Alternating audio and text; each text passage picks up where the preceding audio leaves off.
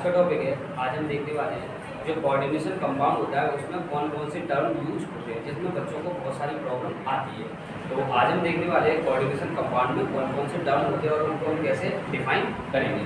तो मैं एक कोऑर्डिनेशन कंपाउंड का एग्जाम्पल लिखने जा रहा हूँ। तो मेरा कोऑर्डिनेशन कंपाउंड है K4FeCN का 4 तो यहाँ पर मैंने एक कोऑर्डिनेशन कंपाउंड लिख दिया।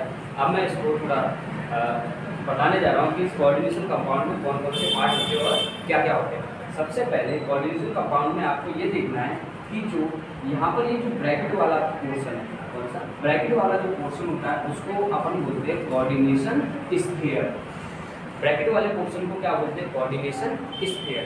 और ब्रैकेट के इधर की साइड जो होता है या इधर की साइड K4 या नेगेटिव पार्ट उधर की साइड, अभी यहाँ पर जो दिया है तो अभी मैं इसकी बात करूँगा, इसके बाद दूसरा एग्जाम्पल समझाऊंगा तो मैं आपको बताऊँगा। तो ये K4 है, तो ये आपका है काउंटर आयन, इसको क्या बोलेंगे? Counter ion. ये आपका कौन सा है? काउंटर आयन या स्पेक्ट्रेट आयन। तो यहाँ पर इसको K4, अब ये आपका काउंटर आयन हो गया। अब कोऑर्डिनेशन स्फीयर की बात करते हैं। कोऑर्डिनेशन स्फीयर के अंदर भी बहुत सारे आपके कंपाउंड दिए हुए हैं, तो उनको अपन देखते हैं। तो कोऑर्डिनेशन स्फीयर के बाद जो आपका यहाँ पर जो लिखा है इसको अपन बोलेंगे लिगेंड। इसको क्या बोलेंगे? लिगेंड।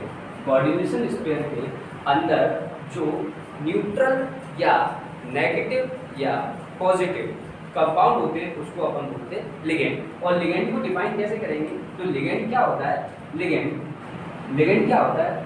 जो सेंट्रल मेटल को या जो मेटल को, इसको मेटल को इलेक्ट्रॉन डोनेट करती है। मेटल क्या होती है? लिगेंड क्या होता है? जो मेटल को क्या करती है? इलेक्ट्रॉन डोनेट करती है। तो लिगेंड को कैसे डिफाइन करेंगे? लिगेंड होता क्या है? तो जो मेटल को इलेक्ट्रॉन डोनेट करती है और जो इलेक्ट्रॉन डोनेट करेगा उसको अपन बोलते हैं लुईस बेस। तो ये क्या होता है? Lewis base. तो लिगेंड किसकी तरह एक्ट करती है? लुईस बेस की तरह एक्ट करती है, क्योंकि ये सेंट्रल मेटल आयन को इलेक्ट्रॉन डोनेट करने का काम करती है।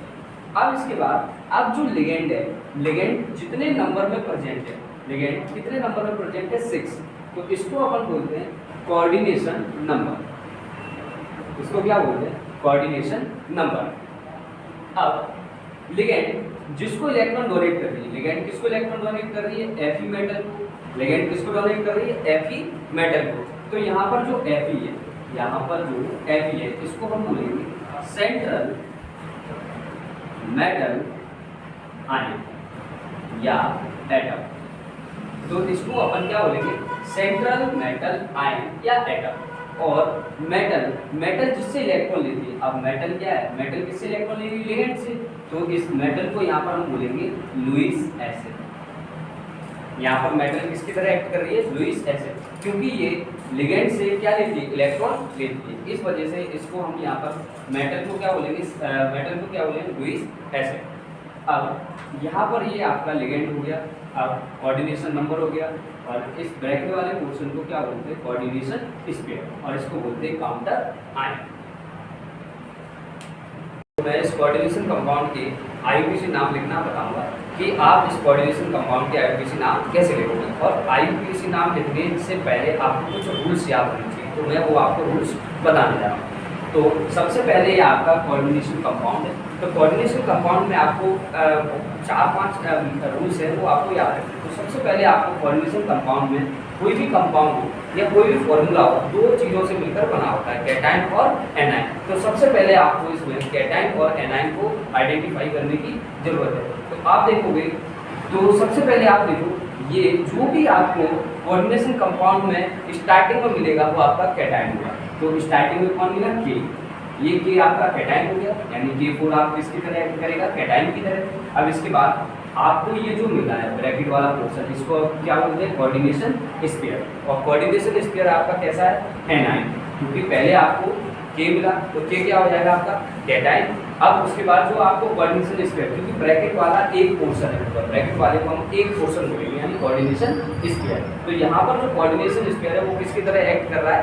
एनायन की तरह। और यहाँ पर ये किसकी तरह एक्ट कर रहा है? K4 कैटायन की तरह। एक और एग्जाम्पल,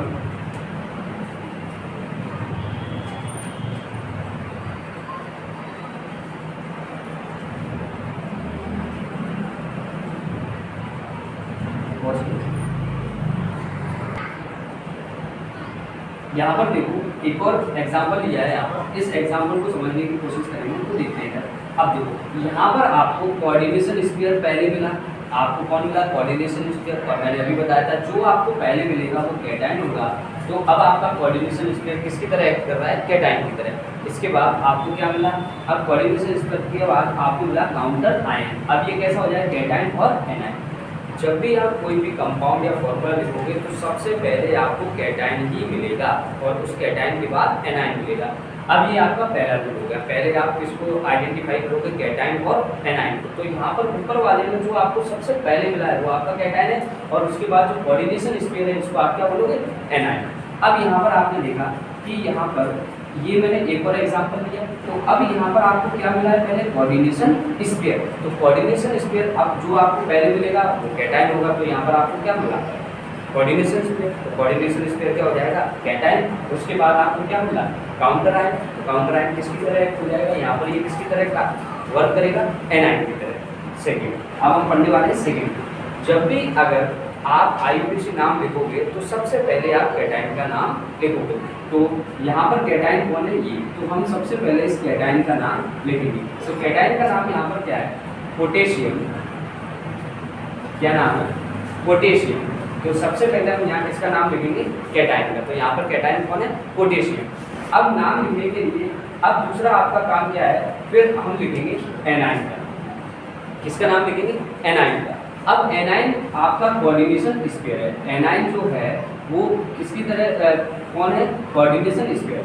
जब भी हम कोऑर्डिनेशन स्फीयर का नाम लिखेंगे, जब भी हम कोऑर्डिनेशन स्फीयर का नाम लिखेंगे तो सबसे पहले हम किसको लिखेंगे? Coordination number. सबसे पहले हम किसको लिखेंगे? कोऑर्डिनेशन नंबर को। तो यहाँ पर कोऑर्डिनेशन नंबर कितना है? 6। और 6 कोऑर्डिनेशन नंबर के लिए हम वर्ड यूज करेंगे हेक्सा। 6 के लिए किसका यूज करेंगे? हेक्सा। और यहाँ पर अब कोऑर्डिनेशन नंबर लिखने के बाद हम नाम किसका लिखेंगे? लिगेंड का। इसको मैंने क्या बोला था? लिगेंड। इसको क्या बोला था? लिगेंड। तो अब मैं कोऑर्डिनेशन नंबर के बाद किसका नाम लिखूंगा? लिगेंड का। तो यहाँ पर अब आपको ये देखना है कि जो CN है, CN कैसा लिगेंड होता है? CN नेगेटिव लिगेंड होता है और नेगेटिव लिगेंड होने पर हम उस लिगेंड के नाम पर, नाम के पीछे जो सफिक्स है ओ लगा देते हैं। तो यहाँ पर इसका नाम है साइनो। यहाँ पर हम इसके नाम के पीछे क्या लगा देंगे? साइनो, क्योंकि इसका नाम होता है साइनाइड। तो इसके पीछे अब ये नेगेटिव लिगेंड है और हम बोलेंगे कोऑर्डिनेशन स्फीयर नेगेटिव है तो यहाँ पर हम O का वर्ड यूज कर लेंगे। तो हेक्सासाइन।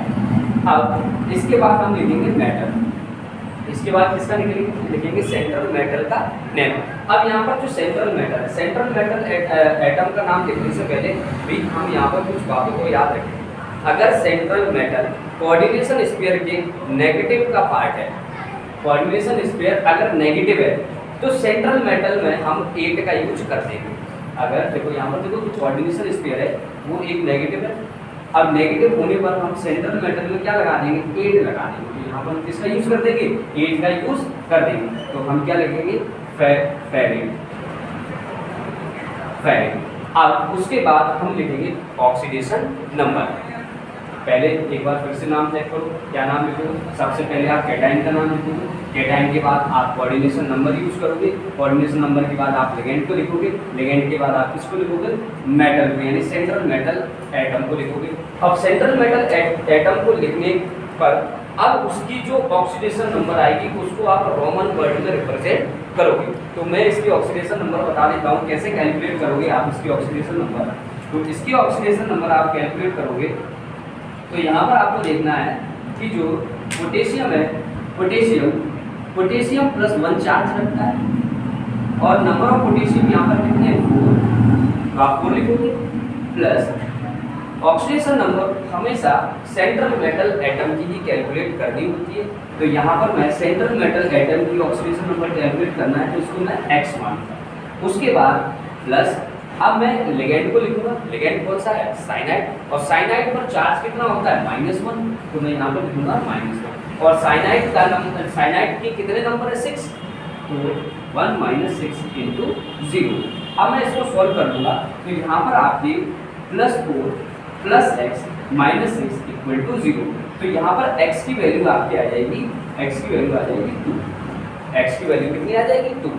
तो यहाँ पर मैं मेटल की ऑक्सीडेशन नंबर कितनी आ गई 2। तो अब मैं इसका नाम क्या लिख दूंगा, पोटेशियम हेक्सासाइनोफेरेट। ऑक्सीडेशन नंबर को मैं रोमन वर्डों में लिख दूंगा फेरेट। ऐसे आप इसका आईयूपीएसी नाम लिखोगे। अब दूसरा देखते हैं इसका आईयूपीएसी नाम कैसे लिखोगे। सबसे पहले आप कैटायन और एनायन आइडेंटिफाई करो।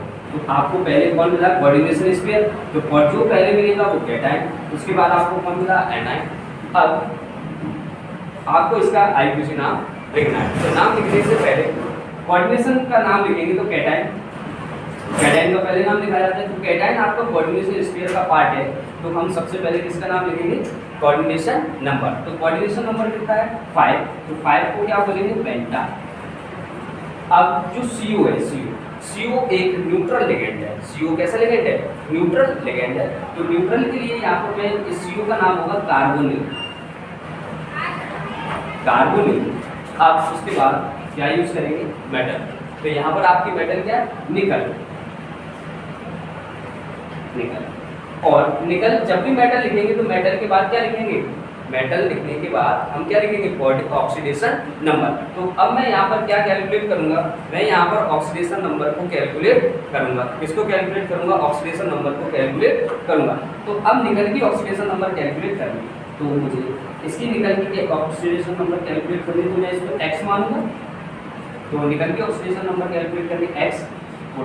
कार्बन जो कार्बन है ये न्यूट्रल लिगेंड होता है, तो इसका 0 और प्लस माइनस Cl। Cl की ऑक्सीडेशन, Cl पर चार्ज कितना होता है, -1, और यहाँ पर Cl कितने हैं, 2 = 0। अब यहाँ पर आपके x की वैल्यू कितनी आ जाएगी, -2। अब ये -2 इक्वल के उधर जाएगा तो प्लस हो जाएगा। तो यहाँ पर निकल की ऑक्सीडेशन नंबर कितनी आ जाएगी, 2। अब मैं इसका नाम क्या लिखूंगा, निकल 2। क्या लिखूंगा, निकल 2।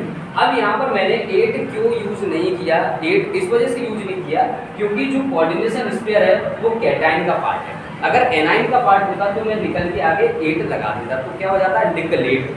लेकिन मैं यहाँ पर 8 नहीं लगाऊंगा। क्यों नहीं लगाऊंगा, क्योंकि ये कैटायन का पार्ट है। अब उसके बाद ये आपका कैटायन पूरा हो गया। अब उसके बाद हम एनाइन का नाम लिखेंगे, और एनाइन आपका क्या है, क्लोराइड। यहाँ पर हम डाई का यूज इस वजह से करेंगे क्योंकि ये लिगेंड नहीं है। अगर ये क्लोरीन कोऑर्डिनेशन स्फीयर के अंदर होता तो हम 2 के लिए डाई का यूज करते, बट यहाँ पर हम डाई का यूज नहीं करेंगे, जैसा है वैसा ही लिख देंगे।